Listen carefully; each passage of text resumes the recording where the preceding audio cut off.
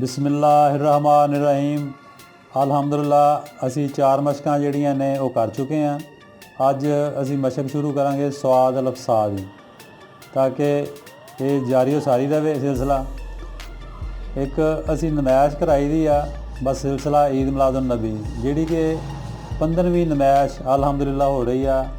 नवंबर 3 नवंबर नूं इफ्तिताह होएगा।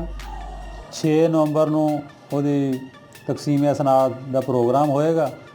तो पूरे पाकिस्तान जो आर्टिस्ट जोड़े हैं ना जी, वो अपना कैलीग्राफी बना के भेजते हैं और हर साल नवी होंगी आ। तो वो है कि तुसी भी आओ, आन के नमैश देखो, आर्टिस्टां की हौसला अफजाई करो और इंशाअल्लाह रूह नूं सुकून मिलेगी। तो अल्हम्दुलिल्लाह बहुत अच्छा प्रोग्राम होंदा वा।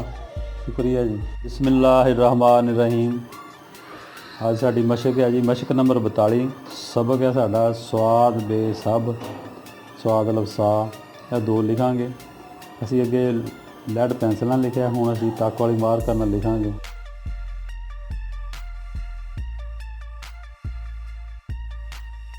कोना इस्तेमाल होएगा, यह पूरी कलम लगेगी। यह पहला थोड़ा जिहा नीचे आएगा, बे अल्फ बा की तरह ही है।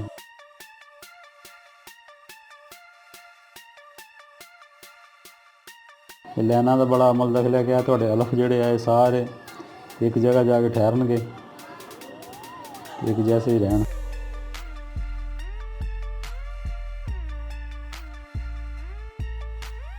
इदां ही असी तुसी इहदा एक सफ़ा कम लिखना वा, क्योंकि असी वक्त की वजह नाल इहनूं थोड़ा ही लिखना हुंदा वा। लफ्ज़ भी है स्वाद दे सब। इत्थों शुरू करांगे।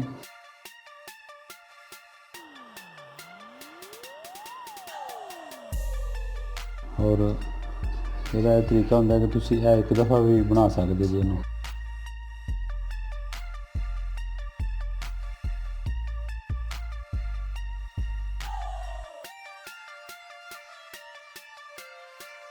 ਇਹ ਕੋਨੇ ਨਾਲ ਬਣेगा, हाफ हिस्सा ਹੁੰਦਾ ਇਹਦਾ। ਇਹ ਬੇ ਤੇ ਉਹੀ ਹੈ ਜਿਹੜੀ ਅੱਗੇ ਸ਼ੁਰੂ 'ਚ ਲਿਖੀ ਹੈ।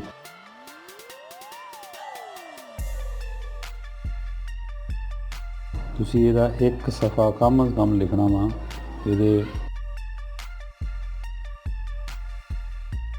ताकि मशक जी है, मशक ही ਉਹਨੂੰ ਕਿਹਾ ਜਾਂਦਾ ਜਿਹੜੀ ਤੁਸੀਂ बार-बार लिखोगे और बार-बार ਜਿਹੜਾ ना लिखण ਨਾਲ ही ਇਹਨੇ ਬਿਹਤਰ होना वा।